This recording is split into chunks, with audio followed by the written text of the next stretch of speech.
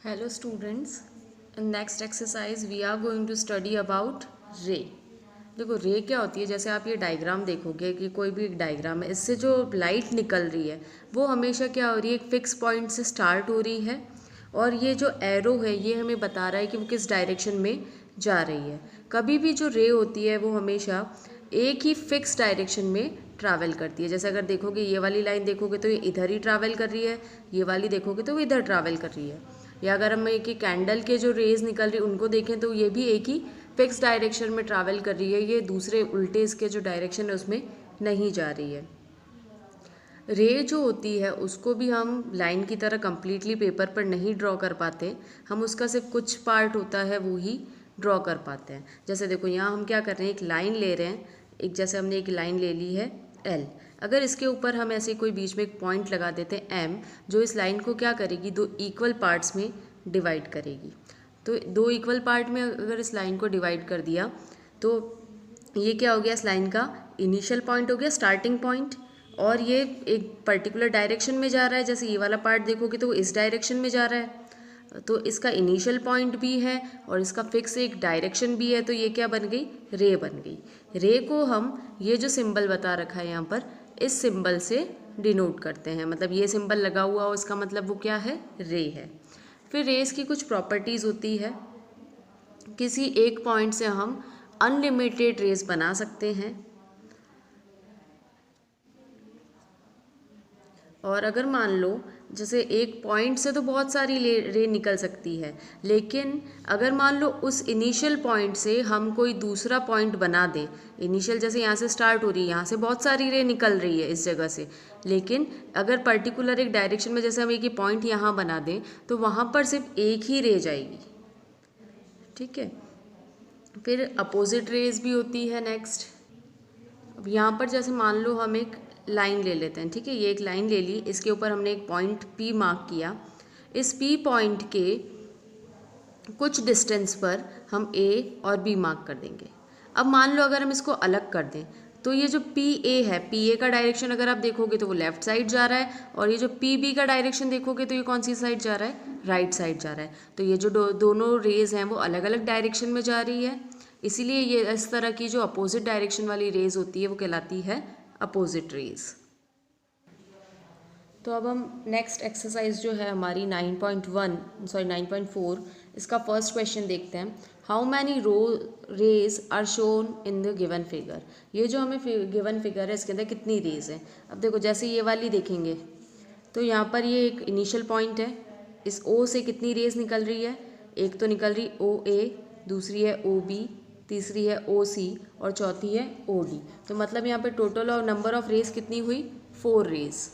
Okay, आपको ये copy में करना है, डायग्राम ड्रॉ करोगे और यहाँ पर इसका आंसर क्या आएगा, 4 रेज। उसी तरह से सेकंड डायग्राम देखेंगे तो सेकंड डायग्राम के अंदर देखो 1 2 3 4 5 6, ठीक है। अब जैसे अगर अपन ये तो अपने को जो डायरेक्ट दिख रही है वो, उसके अलावा जैसे अगर ये पॉइंट लेते हैं तो यहाँ से एक रे ये भी निकल रही है 7, फिर यहाँ से देखोगे तो एक रे ये भी निकल रही है 8, देन फिर 9। उसके बाद अगर आप फिर से देखोगे तो हर एक जो रे है वो वापस डिवाइडेड है ना। तो अगर यहाँ पर जो हम number of total rays count करेंगे तो यहाँ पे नंबर ऑफ टोटल रेज होगी 12। कि यहाँ पे टोटल नंबर ऑफ रेज है 12। फर्स्ट वाले फिगर में टोटल नंबर ऑफ रेज है 4 और इसमें है 12। नेक्स्ट चीज़ जो हम इस एक्सरसाइज में पढ़ेंगे वो है एंगल। अब एंगल क्या होता है, अभी हमने रे के बारे में पढ़ा। एंगल कब बनता है, जब किसी एक इनिशियल पॉइंट से दो रेज एक साथ निकलती है। जैसे एक रे ये हो गई और दूसरी रे ये हो गई, है ना, एक ही इनिशियल पॉइंट है, इससे दो रेज एक साथ अगर निकलेगी तो ये जो फिगर बना है ये कहलाता है एंगल। ओके, तो ये जो इनिशियल पॉइंट है जहाँ से रे निकलती है वो कहलाता है वर्टेक्स। ठीक है, वो पॉइंट जहाँ से रे निकल रही है वो कहलाएगा वर्टेक्स, और ये जो इस जगह से जो रेज निकल रही है ये रेज कहलाती है आर्म्स, या फिर इसको हम साइड्स भी कह सकते हैं। ठीक है, आर्म्स या साइड दोनों ही चीज़ कह सकते हैं, और हमारा जो एंगल है वो यहाँ होगा। Now just have a look at question number 2. Write the name of the vertices and arm of the given angles in the figure. यहाँ पर हमें क्या करना है, वर्टिस और आर्म्स का नाम बताना है क्या क्या है. तो जहाँ से रेज निकलती है इनिशियल पॉइंट से वो तो कहलाएगा वर्टिस, और जो उसकी रेज है, रेज वाली जो साइड्स हैं वो कहलाएगी आर्म्स. तो जैसे फर्स्ट वाला फिगर हम देखेंगे तो दोनों जो रेज हैं, फर्स्ट रे ये है और सेकंड रे ये है, ये दोनों किस जगह से निकल रही है, इस पॉइंट बी से निकल रही है. तो यहाँ पे वर्टेक्स क्या हुआ, बी, और आर्म्स कौन कौन सी होगी, आर्म्स या फिर साइड्स हम जिसको बोल सकते हैं, वो एक तो होगी ए बी और दूसरी होगी बी सी. ठीक है. उसी तरह से जैसे सेकंड फिगर देखो तो यहाँ पर ये दोनों जो रेज है वो इस पॉइंट से निकल रही है. तो हमारा वर्टेक्स क्या हुआ, वर्टिस हुआ हमारा क्यू, और जो आर्म्स है वो होगी P Q and Q R. Okay. फिर थर्ड फिगर देखो यहाँ पर, तो यहाँ पर हमारा वर्टिस क्या है, ओ, और साइड्स कौन कौन सी, आर्म्स कौन कौन सी है, O D and O E. Fourth figure, यहाँ पर ये दोनों रेज इस पॉइंट से निकल रही है तो ये हो गया इसका वर्टिस, और इसकी जो साइड्स होगी वो होगी P Q and P R. Fifth figure, इसकी वर्टेक्स क्या होगी, एम, और साइड्स होगी एल एम और एम एन. अब इसी तरह इसका जो ये सिक्स वाला है ये आप खुद करोगे, होमवर्क है आपका. इसको कॉपी में किस तरह से लिखना है, इसको कॉपी में कैसे लिखोगे, पहले क्वेश्चन लिखना है, उसका डायग्राम बनाना है, और उसके बाद जैसे ये जो आंसर गिवन है, वर्टेक्स क्या है बी और आर्म है A B and B C, इस तरह से इसके आंसर आपको लिखने हैं. सिक्स वाला आपको सेल्फ सॉल्व करना है. ओके. डायग्राम बनाओगे पहले और डायग्राम के बाद फिर उसके सॉल्यूशन लिखोगे. Next question number 3. Right the names of angles given in the figure. यहाँ पर हमें क्या करना है, एंगल का नेम लिखना है. देखो एंगल का जो नेम होता है, हम एंगल को इस साइन से डिनोट करते हैं. इस तरह का जो साइन बनाया जाता है, इसका मतलब ये होता है कि ये एक एंगल है. जब भी हम एंगल को लिखते हैं तो हम वर्टेक्स जो है हमारी उसको हमेशा मिडल में लिखते हैं. जैसे अगर हम इसकी बात करें, जैसे ए पॉइंट की बात करें, तो इस ए पॉइंट से दो रेज निकल रही है, एक तो हो गई ए सी और दूसरी हो गई ए बी. तो जब भी हम इसको नेम करेंगे तो हमारा जो ये ए है, वो वर्टेक्स जो है ये बीच में आना चाहिए. तो इसको हम कैसे नेम कर सकते हैं, अगर इस एंगल की हम बात करें तो हम इसको या तो लिखेंगे सी ए बी, या फिर हम इसको बी ए सी भी लिख सकते हैं. दोनों तरह से इसकी नेमिंग हो सकती है. अब यहाँ पर देखो, जैसे फर्स्ट वाले में देखोगे तो अगर हम सबसे पहले स्टार्ट करते हैं इस पॉइंट से, है ना, इस पॉइंट से अगर स्टार्ट करते हैं तो ये वाला एंगल आएगा बीच में, तो ये हो जाएगा ए बी सी, है ना, ये बीच में ये एंगल हो गया. एक एंगल यहाँ बनेगा, एक एंगल यहाँ बनेगा और एक एंगल यहाँ बनेगा. तो पहला एंगल हमारा क्या हो गया, ए बी सी, मतलब ये वाला एंगल हमने ले लिया. फिर नेक्स्ट जो एंगल होगा वो क्या होगा, इधर वाला लेंगे तो ये हो जाएगा बी ए सी. तीसरा क्या हो जाएगा, अब हमें ये वाला एंगल लेना है तो हम इसको यहाँ से स्टार्ट करेंगे, ए सी बी. देखो चाहे हम ए सी बी लिखें चाहे बी सी ए लिखें, बात एक ही है ना. जब भी बोलेंगे तो हम क्या बोलते हैं, जो बीच वाला वर्टेक्स है, वर्टेक्स बीच में आता है तो हमें पता चल जाएगा कि इसकी ही बात करी जा रही है. ठीक है. तो यहाँ पर अगर नेम्स ऑफ गिवन एंगल हमें लिखने हैं इस फिगर में, तो यहाँ पर फर्स्ट वाले में जैसे कौन कौन से एंगल है, angle A B C, angle B A C, और थर्ड है एंगल ए सी बी. ठीक है. इस तरह से ये जो एंगल वाला साइन है ये लगाना ज़रूरी है. तो फर्स्ट फिगर में टोटल 3 एंगल्स हैं जिनके नेम ये है. अब सेकंड फिगर देखो, सेकंड फिगर में यहाँ पर एक एंगल ये है, एक ये है, तीसरा ये और चौथा ये, 4 एंगल्स है टोटल. तो फर्स्ट जैसे अगर हम स्टार्ट करते हैं, ए से स्टार्ट करते हैं, तो फर्स्ट एंगल क्या हो जाएगा, A B C. First angle हो गया ए बी सी. सेकंड देखो, अब हमने ये ले लिया, ये यहाँ से स्टार्ट किया था तो ये वाला एंगल हो गया. अब यहाँ से स्टार्ट करते हैं तो ये एंगल क्या हो जाएगा, B C D, angle B C D.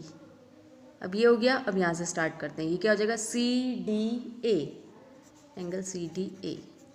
ठीक है. सी डी ए ले लिया. अब डी से स्टार्ट करेंगे तो क्या हो जाएगा, D A B, angle D A B. तो यहाँ पर टोटल कितने, 4 एंगल्स हैं. नेक्स्ट क्वेश्चन देखो, यहाँ पर अगर आप देखोगे तो एक एंगल तो ये है, एक एंगल ये है, फिर बीच में ये जो लाइन आ रही है, ये लाइन इस एंगल ए को दो पार्ट में डिवाइड कर रही है और इस सी को भी दो पार्ट में डिवाइड कर रही है। तो यहाँ पर 1 2 3 4 5 और 6,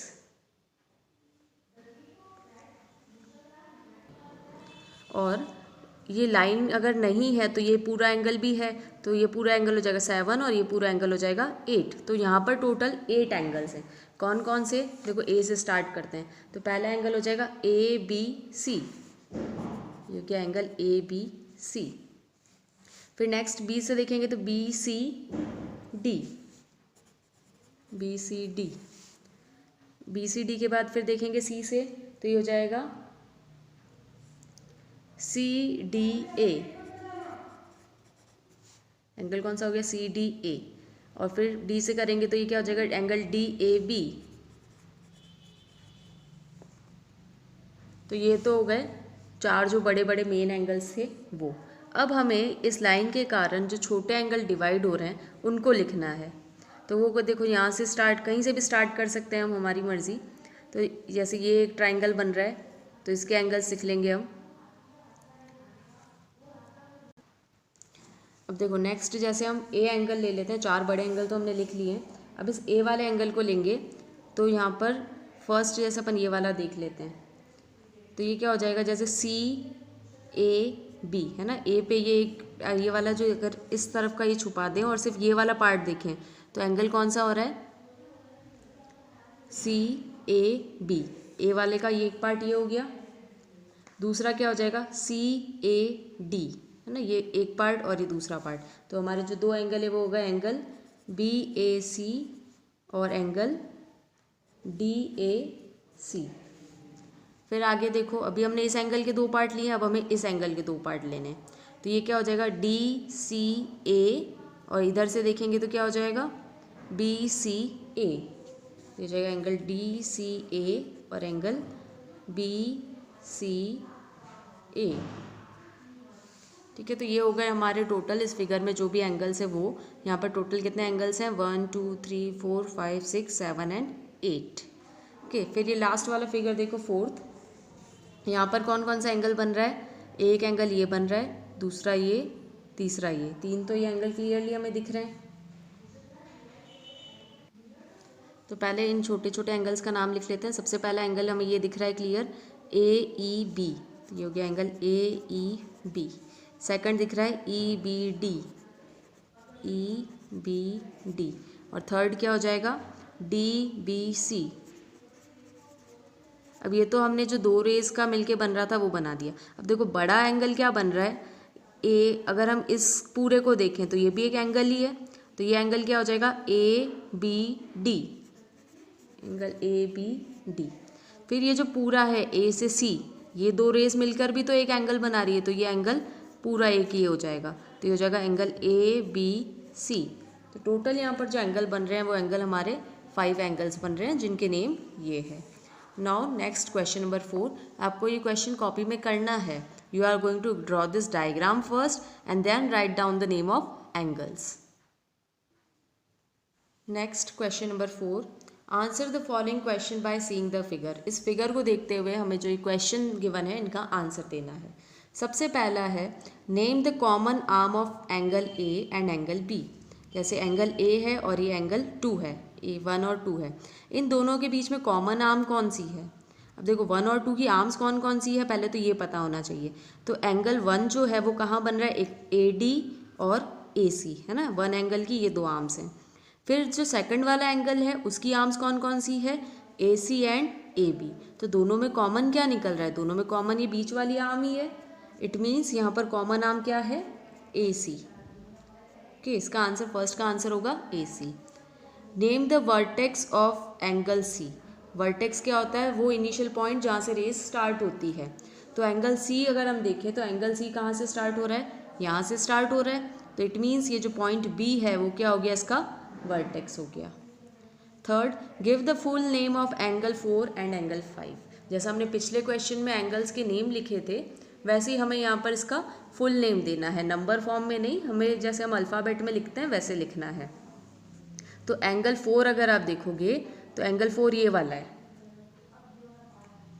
तो ये कहाँ से देखो अपन इसको कैसे क्या लिखेंगे, एंगल 4 को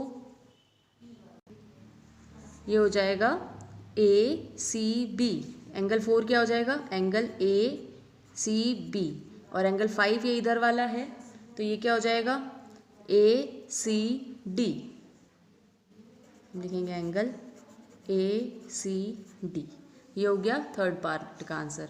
ऐसे ही जो फोर्थ पार्ट है इसका वो आपको सेल्फ करना है, फुल नेम देना है एंगल 1 और एंगल 2 का। इसी तरह से नेमिंग कर लेंगे इसकी और इसकी भी हो जाएगी, है ना। फिफ्थ देखो, name the vertex of angle 4। Angle 4 का वर्टेक्स क्या है, एंगल 4 का वर्टेक्स इस पॉइंट पर स्टार्ट हो रहा है वो, तो इसका वर्टेक्स होगा C। Give the another name of angle 3 and angle 6।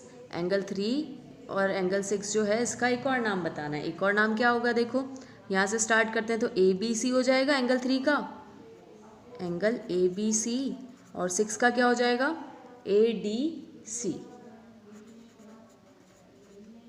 तो इसको ऐसे लिखना है ना, angle 3 is equals to angle ABC, angle 4 is equals to angle ACT। इस तरह से आपको लिखना है, ठीक है।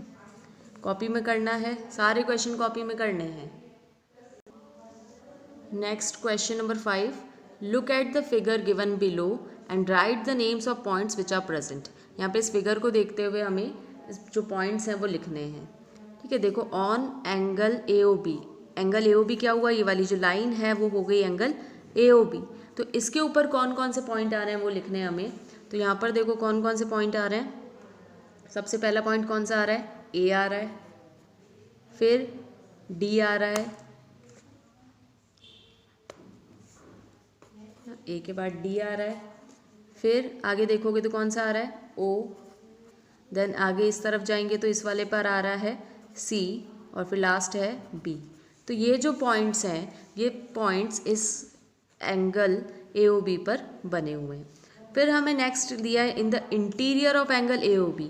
ये जो एंगल है AOB इसके अंदर की तरफ जो पॉइंट्स हैं, ये इसका अंदर वाला हिस्सा हुआ, तो इसके अंदर की तरफ जो पॉइंट्स हैं वो कहलाएंगे इंटीरियर एंगल AOB के। इंटीरियर पॉइंट्स कौन कौन से हैं यहाँ पे AOB के, देखो इस वाले हिस्से में अंदर में सिर्फ 2 पॉइंट आ रहे हैं E और F।